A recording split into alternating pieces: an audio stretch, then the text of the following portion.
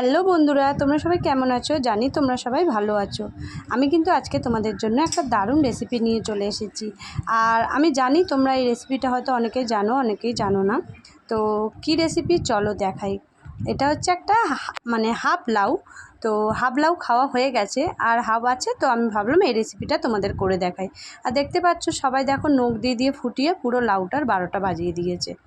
তো যাই হোক, এটা হচ্ছে লাউর কোপ্তা, যেহেতু আমি বানাবো তাই প্রথমেই আমাকে এটা ভালো করে ধুয়ে নিতে হবে। তারপর এটা কিন্তু আমি গ্রেট করে নেব।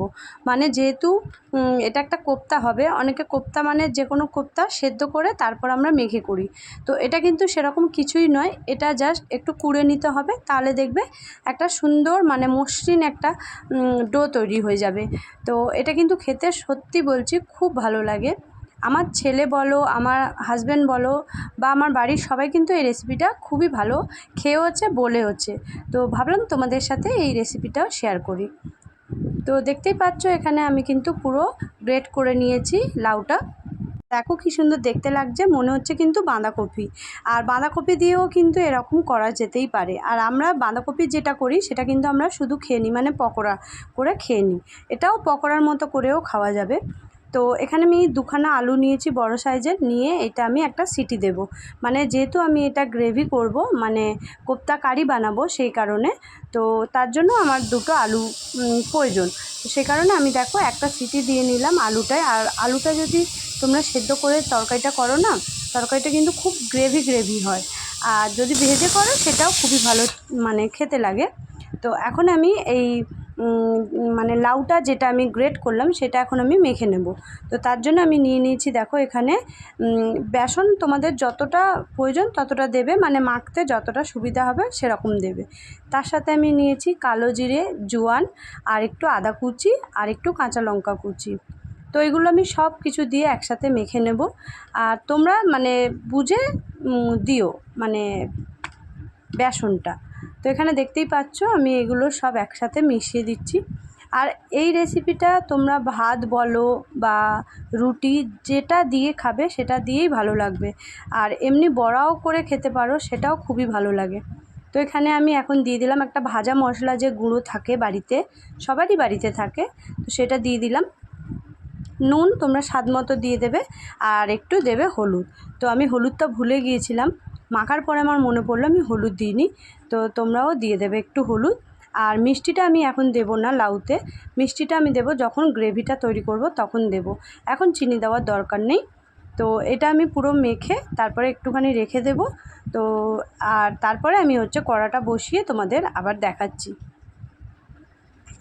এখানে দেখতে পাচ্ছ আমি একটা ফ্রাইং প্যান নিয়ে নিয়েছি। আর তোমরা চাইলে আরও অনেকটা তেলেও ভাজতে পারো, আর কম তেলেও এটা ভাজা যায়, কমিয়ে কমিয়ে কিন্তু ভাজবে, তাহলে ভেতরটা খুব সুন্দর নরম হবে আর উপরটা কিন্তু খুব মুচমুচেও হবে।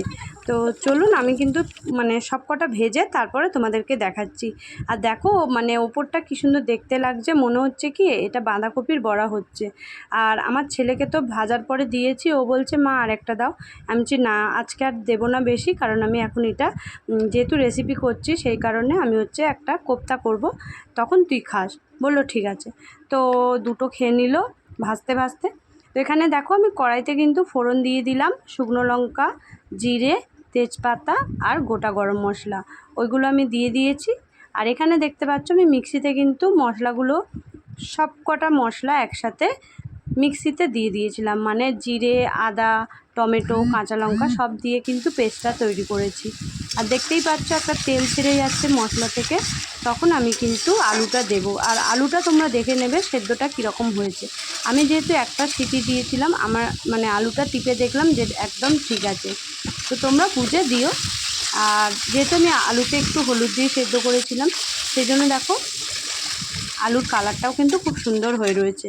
আমি কিন্তু আলু ভাজিনি আলাদা করে। এখানেই তোমরা দেখতে পাচ্ছ যে ঝোলটা পুরো ফুটে উঠেছে। এখন কিন্তু আমি দিয়ে দেব ওই বড়াগুলো। আর কি বলবো, মানে স্মেলটা এত সুন্দর বার হচ্ছিল, তোমরা যদি রান্না করো তোমরা নিজেরাও বুঝতে পারবে। তো আমার কিন্তু একদম রেডি হয়ে গেছে রেসিপি। তোমাদের আজকের রেসিপিটা কেমন লাগলো তোমরা কিন্তু আমাকে কমেন্টে জানিও।